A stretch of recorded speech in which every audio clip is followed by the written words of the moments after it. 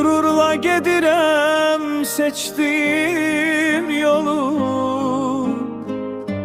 bükülmez igid əskerin qolu.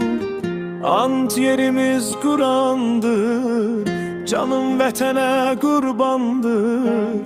Damarda qanımsan, canımda can. Her zaman zirvede Azerbaycan.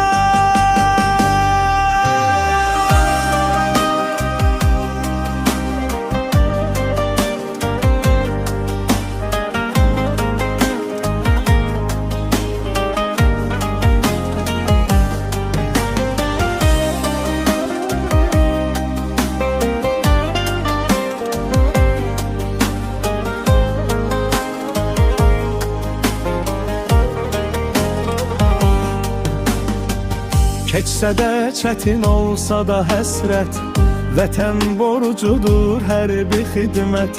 Anamın gözü yollarda qalıb, səbr et anacan, azalır xidmət.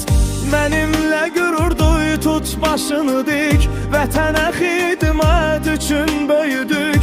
Gələcəm yolumu gözlə atacan, sənə layiq övlad olacaq.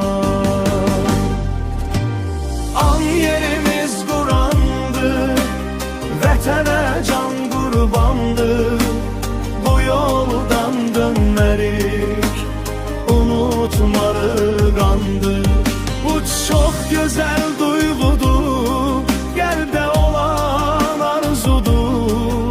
Hər kəsə olmur qismət, vətənə edirəm xidmət. Ayrı düştüm yarımdan, gülümden baharımdan. Gələcəyəm döz gülüm, yaşla dolub göz gülüm. Darıxmaz vaxt qalıb, xidmət vaxtı azalıb. Qəlbimdə vətən eşqi, ağlım yanında qalıb. Gürurla çəkin adım, əskərdi övladım. Bir gün belə olsun, arzularınızı yıxma.